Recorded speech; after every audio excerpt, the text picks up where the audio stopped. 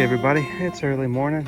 It's nice and quiet out here. I'm just walking a turn row here to look for stuff. I just walked up on that. I don't know if y'all can see that bright red fleck right there, but that is a marble.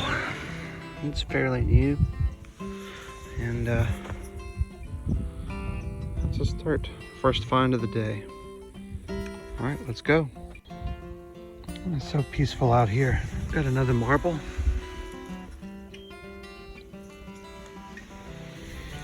Pleased to have that.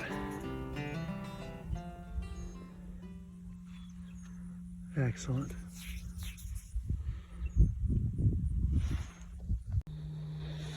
And another marble here. Wow. Cool. Well, here's another marble washed out. Cool. Just laying on top. Nice one. Well, I've got two finds here. I just pulled up this tiny bottle. It's not incredibly old, but it is interesting. I'm not sure what kind of top that is there. I'm getting attacked by mosquitoes here. Here's the other find, which is a marble. All right. Well, folks, this is a spot that I have dug a while back and found some interesting things and a couple of good signs and one or two Civil War finds, but also some more modern stuff. And I'm digging a lot of can this time, and the bugs are pretty bad. I decided to come here. That morning eyeball spot wasn't quite working out, so I'm gonna give this a little bit of a shot. And you know, persistence is the key sometimes. So I'll be back. Well, this gave a desirable signal, even though it was not a desirable target. I guess it's some sort of gas cap or something, radiator cap, who knows. All right. Well, folks, I don't know what this is sticking out of the ground, but I beeped over it, so I'm gonna investigate it with you. It's a piece of a pocket knife bolster, or well, it's one of the inside parts that, you know, went up against the scale. Yep, so cool deal. Folks, I found Civil War stuff in here before, and found some bullets and some buttons and things, and I just got a great find. Screamer signal. Look at this. At that size, that is definitely a Saxhorn mouthpiece. Holy cow. I freaking love it. Look at that bore. Oh yeah, that's definitely period. That's mid-1800s all day. Holy cow. It's a little plow dinged, but I don't care. Wow, that is awesome.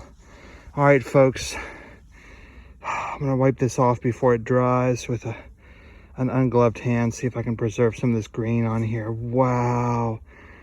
All right, I'll be back. Well, folks, I've dug several of these over the years. I've dug some trumpet ones. I've dug some ones that were for saxhorns like this. I mean, but this is, I'm always glad to see something like this come up. That's a really cool find. And I just absolutely love it. I'm gonna knock the dirt out of it here in a bit, or maybe when I get home. But gosh, there were all these mid-century, 19th century brass bands, you know, that had all these saxhorns and cornets and so forth. And gosh, that is really cool. All right, back to digging. The saxhorn was first patented in 1845 by Adolph Sax, the inventor of the saxophone.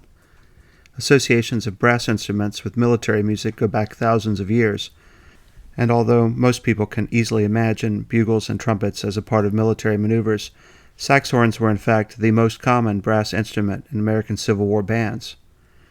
These instruments had an over-the-shoulder bell which faced backward, allowing troops marching behind the band to hear the music and keep time. Although patented in France, most examples with an over-the-shoulder bell were actually manufactured in Austria. And most of these Austrian instruments had rotary valves instead of spring-loaded modern valves common on the ones of French manufacture. Like many instruments in earlier centuries, saxhorns constituted an entire family of brass instruments which were differentiated by their range. Very low-pitched instruments were called bass saxhorns, or even contrabass saxhorns. Above those in range were baritone and tenor saxhorns, and higher still, alto and soprano instruments. One early adopter of saxhorns for their military exercises was the Stonewall Brigade. Before joining the 5th Virginia Infantry, the musicians in this unit called themselves the Mountain Saxhorn Band of Stanton. In addition to having weapons confiscated upon surrender or capture during the war, musicians also typically found their instruments seized by the other side. One musician from the regimental band of the 26th North Carolina wrote, quote, "We walked up to them and were taken in charge. Our instruments were taken from us, and that seemed to be the bitterest experience of all." These instruments started to fall out of favor by around 1870, although they were used in veterans' encampments organized by the GAR, the UCV, and other fraternal organizations after the war. I can recommend several good books on this topic, such as the ones that you now see on the screen.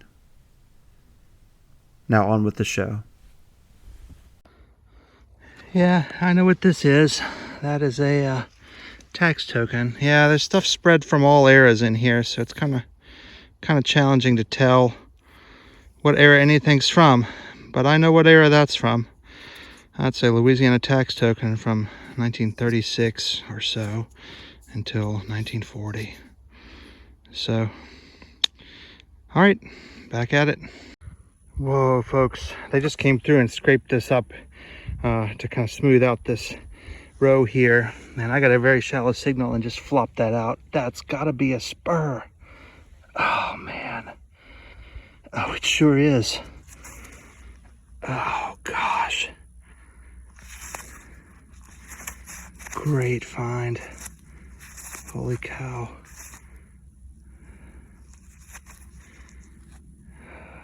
Wow, that is a seriously heavy spur. That's definitely not for light use. I love it. Wow. All right, another great find here. Let's keep going. Oh man, what the fork?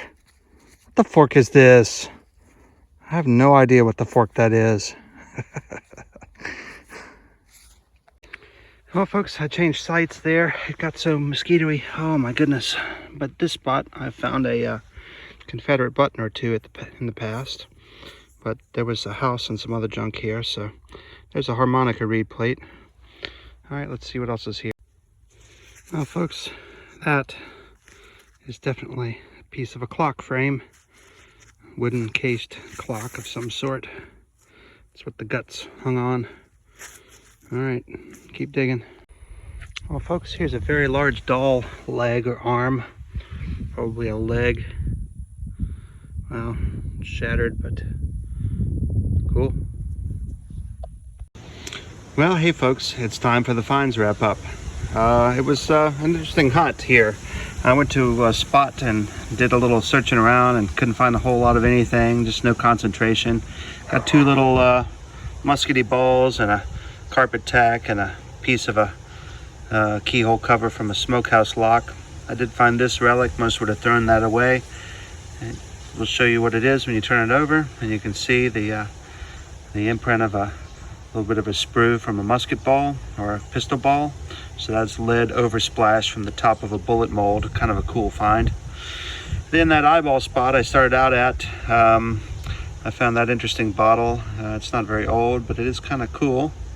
I got several marbles, 1, 2, 3, 4, 5, various time periods. Pretty happy with that.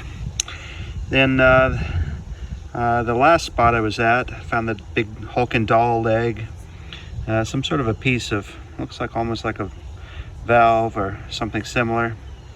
I got this. I think that's probably some sort of a ruffler from a sewing machine, if I had to guess. Ruffler attachment, most likely. If I had to guess. and got some harmonica reed pieces here. Those are pretty common finds.